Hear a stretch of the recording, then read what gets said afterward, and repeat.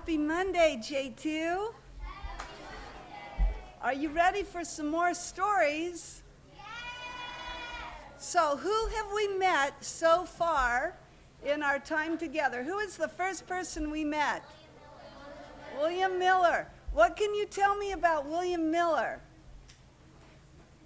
Yes. He was very good. He was a farmer and he also fought in a war. Yes. He what?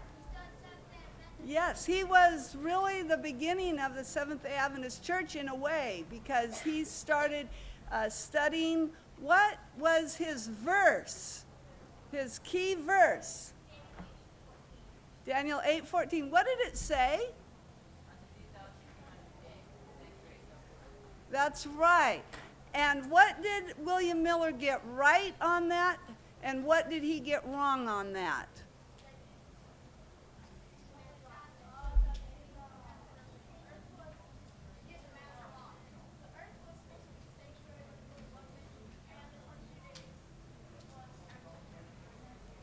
Yeah, the 2,300 days, that was right. And by the way, someone pointed out it was not William Miller who came up with the October 22 date. Who can tell me? This is for extra credit. Samuel Snow, that's exactly right. Very good. Okay, so that's William Miller. Who was the next person that we met? Ellen Harmon. Tell us about Ellen Harmon. Where did she live? Yep. She was born in Gorham, Maine, and then she moved, her family moved to Portland. Extra credit question. Does anyone know what her father did for a living? Yes. He made hats. That's exactly right. And something Ellen did when she was a girl to help her father, she cut out the tops of the hats to help her dad make hats. Okay, what was Ellen's brother's name, who she and this brother went to a prayer meeting? Yeah. Robert, good. And what happened to Robert and Ellen at this prayer meeting? Well, that did come. You're right, that did come. Yes. They were. They were made fun of. That's right. But then later the pastor came to the Harmon family, and because they believed in the soon return of Jesus, they were excommunicated. You're absolutely right. You're really good students. You're really good students. You get an A. Okay, then who did we meet?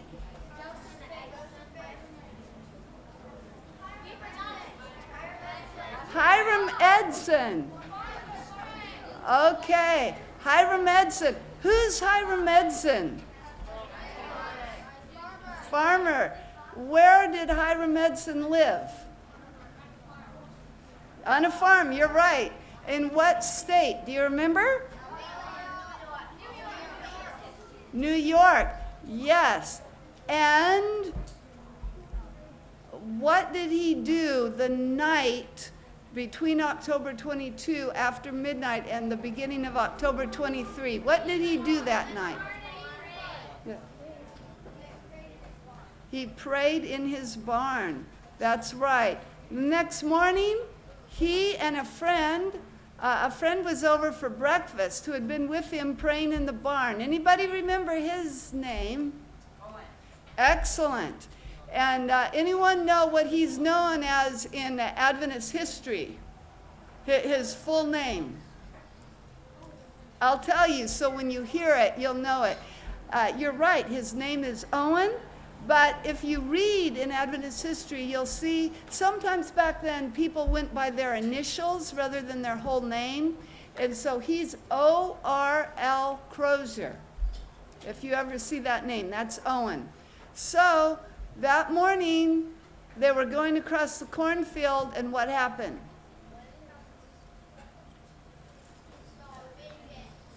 Okay, who saw the vision? Hiram Edson. And what did he see?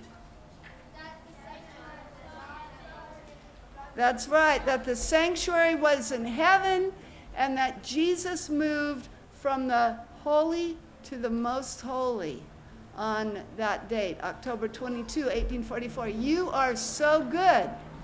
And today, you have a bit of a clue as to who you're going to meet from the picture. Ellen White and James White. Now, this picture was taken in the 1860s, after they'd been married for a while. There is an earlier picture, but it's kind of hard to see because over the years it's been damaged. Maybe sometime I'll show you that early picture. But this is a well-known picture of James and Ellen White. And so we are going to meet them today. Let me tell you just a little bit about James White. James White was, he was in a family with several brothers, and when he was born, he had a problem with his eyes. And it was really kind of embarrassing for him because his eyes were crossed. Have you ever seen anybody with crossed eyes like that? And they can't help it. And so other children would make fun of him. And it was very hard for him in school because you can't see very well when your eyes are crossed. But fortunately, as he grew older, somehow the eyes corrected themselves, and he did much, much better. And he was very effective in Millerite preaching. He convinced several, in fact, over 1,000 people from the Bible that Jesus was coming soon. And he's going to tell us a little bit about he got started in that. So thank you, James. Good afternoon, everybody. You know, when I first heard the Millerite preaching, I thought they were absolutely crazy. I've never seen these before, so. When I first heard the Millerite preaching, I thought they were absolutely crazy. Doesn't anybody know that Jesus would not come in our lifetime? I mean, first of all, doesn't everyone know that there would be 1,000 years of peace before the second coming of Jesus? But there was somebody that really wanted me to go and hear the Millerite teaching. My mother, Mary White. And so one day, to appease her, I decided that I would go to a Millerite meeting.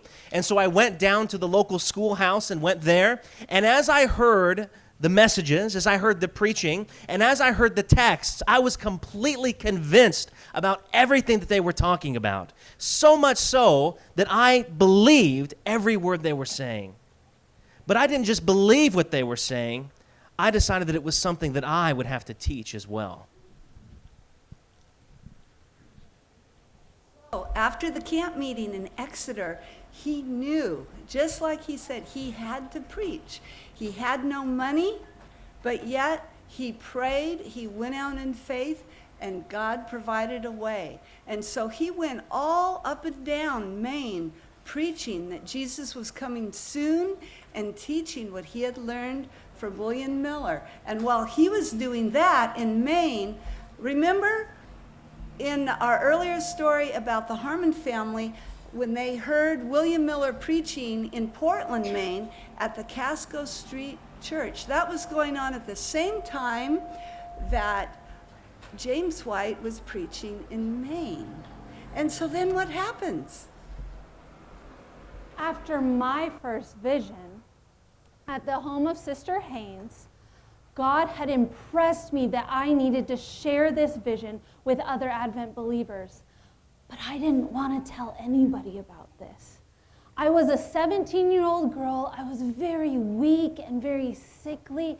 And I wanted to be like Jonah and run away from what God wanted me to do. But that's a story for another day. I'm going to tell you about that on Wednesday.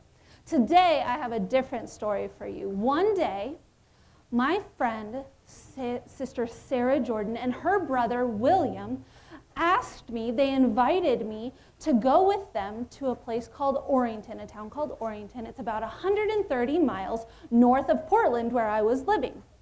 They wanted me to share with some Advent believers there, and they had to return a horse and sleigh. I agreed to go with them, and guess who the owner of the horse and sleigh was? It was the tall and handsome James White. Mr. White was an Advent believer and preacher, and did you know that before our great disappointment that happened in October, he had been preaching the Millerite movement from Elder Miller himself? You know, I had heard a few things about Sister Harmon before, but I was actually excited when I finally got to meet this person. But as excited as I was to meet her for the first time, I was also very sad. You know, I had heard that she had had quite a few trials in her young life, and because she had had so many trials, she was actually very feeble and very weak. In fact, Sister Ellen only probably weighed about 80 pounds. She was so sick that, in fact, when she would go and travel and tell people about what the Lord had shared with her, she would have to make sure that there was someone that would go along with her to make sure that she was all right. You know, her dad would have gone, but her dad was too old to travel. Her brother would have gone, but her brother was very feeble and he wasn't able to travel either. So the only two people that were left to go with her and assist her in her work was her sister and her friend, and they couldn't even do it all the time. Well, after I got to know Ellen a little bit better, and I heard what she was saying, I was convinced that the Lord was speaking through her. And so I decided, and the Lord convicted me, that it was my work to not only be a friend to Sister Ellen, but also to accompany her and travel with her from camp meeting to camp meeting, from house to house, and help her share the message that God had been sharing with her. As Brother James shared, traveling then was difficult.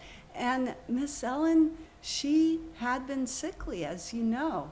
And so she really needed someone to travel with her.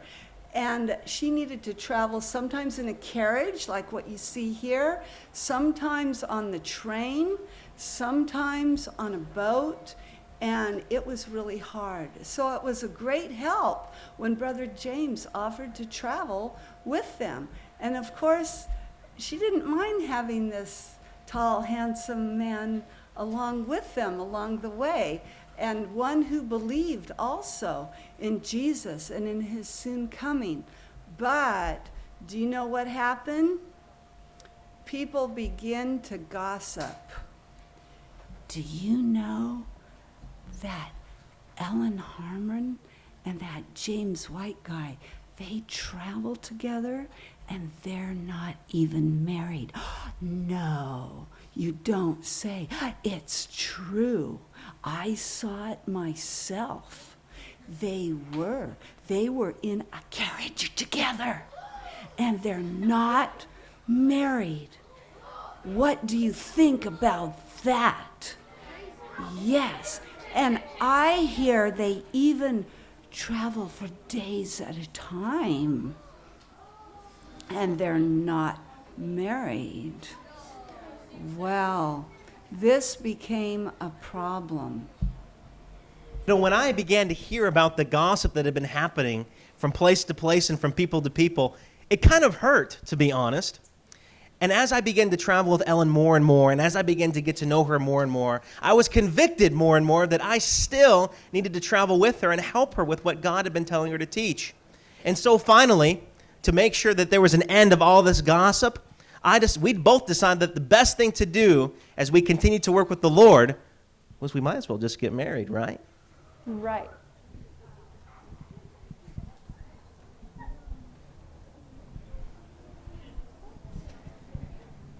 So, what kind of wedding do you think James and Ellen White had? Did they elope? No, they did not elope. Who thinks they had a nice little church wedding? Raise your hand. That would be nice, but there weren't any churches where they could get married in. Remember, they had been kicked out of their churches. Who thinks they were married at home?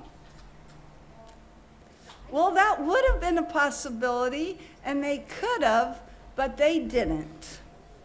Any other guesses where they might have gotten married? Yes. Outside, that's a good guess. But no, I heard someone say courthouse by what's called a justice of the peace. And some people still do that today. You can go to the courthouse, you can get a marriage license, and then the justice of the peace, you just say your vows, and that's what James and Ellen did. Remember, they didn't have hardly any money. So this was another way that they could get married without it costing a lot of money.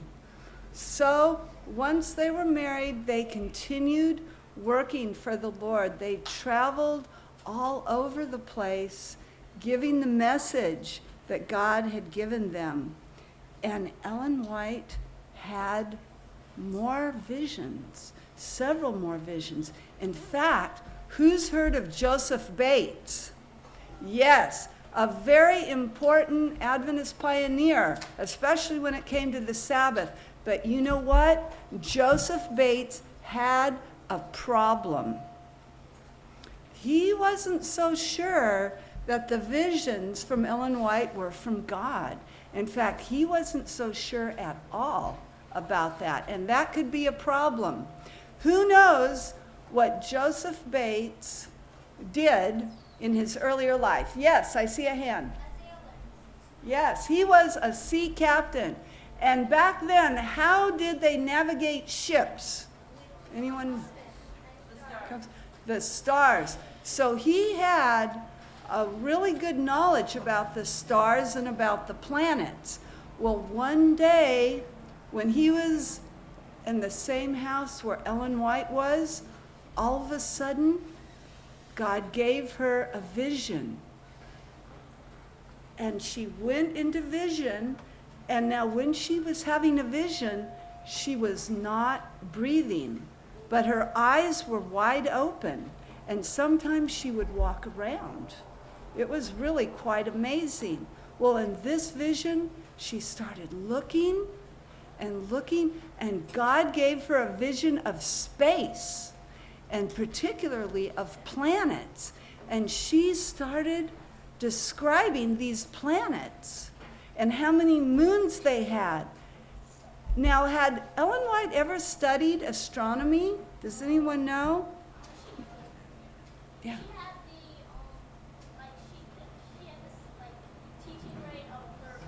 Exactly. She only went to school through the 3rd grade. And that means you all have more education than Ellen White did, at formal education. And so as Joseph Bates listened to her describing these planets, he was amazed because it was so accurate. And how could she know? He realized that the only way she could know was because God was showing this to her in a vision. And after that, he believed in Ellen White. Well, let's see what happens next. Where are Ellen and James?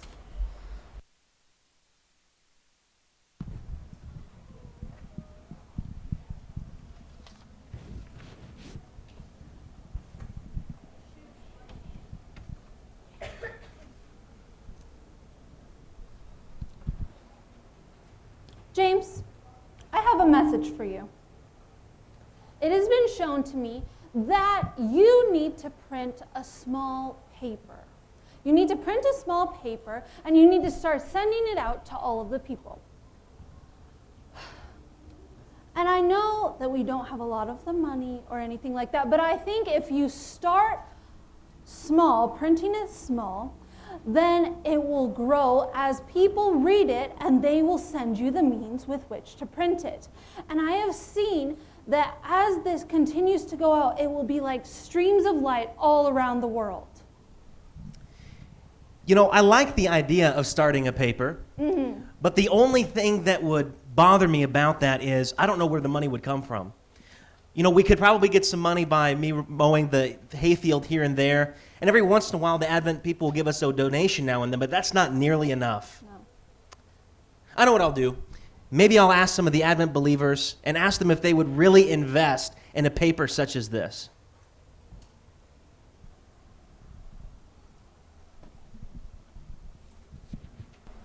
So James went from friend to friend, person to person, believer to believer. Well, let me ask you, have you ever tried to get donations for something? Yeah, is it easy? Sometimes it is easy, especially if you go to your parents or your grandparents or an aunt or an uncle. But back then it was not easy. People didn't have very much money at all, and James got discouraged. What was he going to do? Well, he thought about it for a while, and Joseph Bates, he published a book. But is that what God said should happen in the vision? It doesn't mean that the book shouldn't be published, but that wasn't what God had asked James to do. So James, he loved music, so he thought, I know, I'll publish a hymnal. Was that what God asked James to do? He did. He needed a hymnal, but in this vision, what did God ask him to do? Make a paper. A paper. But how's he going to do it with no money? Well, he finally came up with a plan. What happened, James?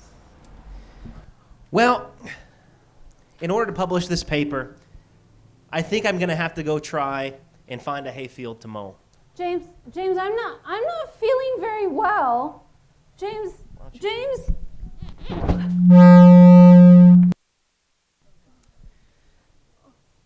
Father, Lord, I know that Ellen is weak right now, but I just ask that you would be with her. May your will be done, we pray. In your name, amen.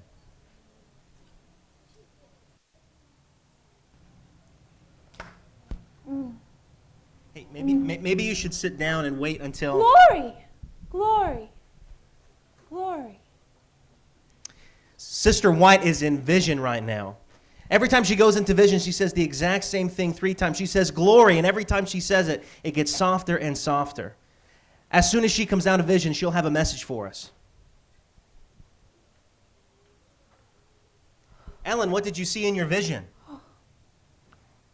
James, my vision was about you. What did you see about me? The Lord showed me that if you go out to mow hayfields like you did last year, He blessed you then, but if you do it again, you will get very sick. You can't do that. Your work now is to write, and walk out on the promises of the Lord. Well, then that's exactly what I'm going to do. I'll continue to write, and we'll call this paper The Present Truth. And that's exactly what James White did. Even though he didn't know how they were going to afford it, he started to write, and God provided the funds. They went out by faith, and they started publishing. And that way, more and more people could read and learn about what God wanted people to know about the prophecies and about his soon return. And so, and this is the actual paper, by the way. Maybe afterwards, if you're very careful, you can come and actually look at it. Yes. It's the actual. Yes, this is yes. No, this is, I believe, from Adventist Heritage Village, and this is bound, see, The Present Truth. And this isn't a copy. This is really the historical paper. Yes, you can come and see afterwards.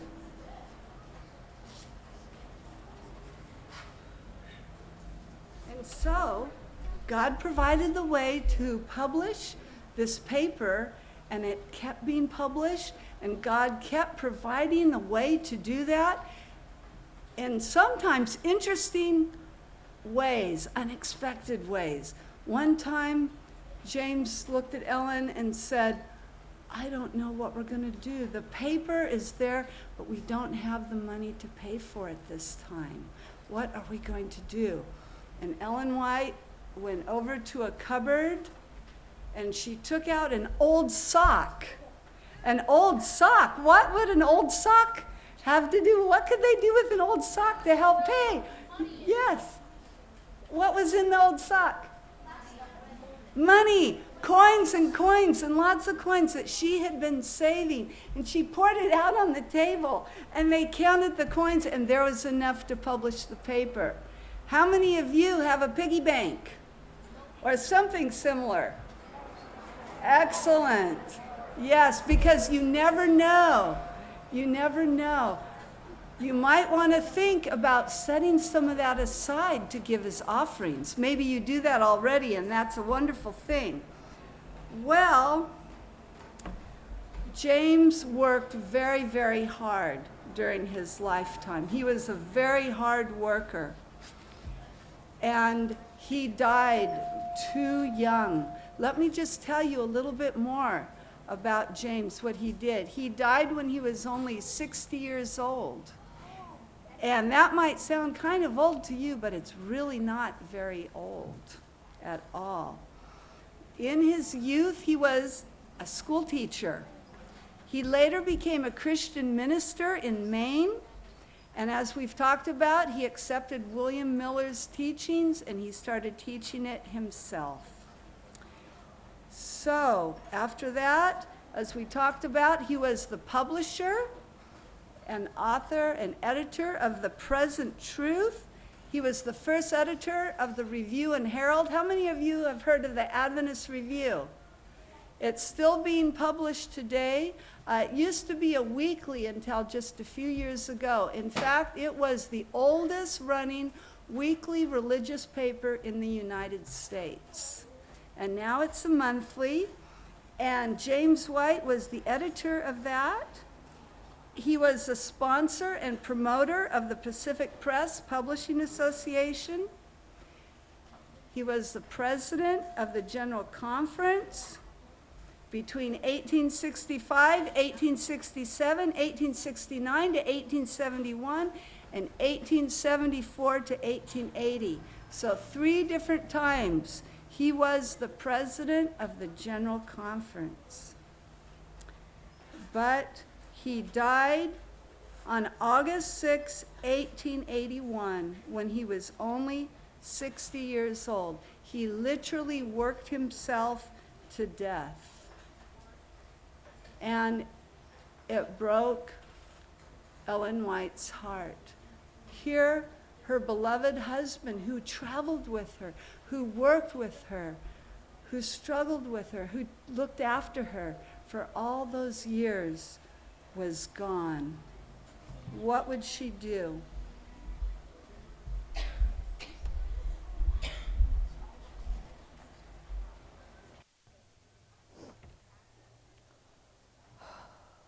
At times it has been very difficult to carry on without James. He was my best friend.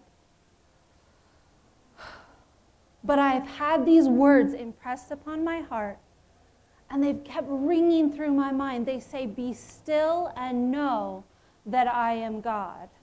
And so I'm holding on to these words. James has just been laid to sleep. We're going to see him again. But the best way to carry on without him, my children and I are going to carry on the work that he started. And that is how we're going to carry on after he has passed away.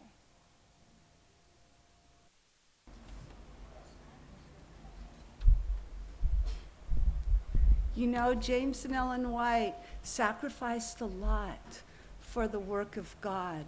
They sacrificed their money. What little they had, they gave to the work. Oftentimes, they didn't even have enough money to buy potatoes.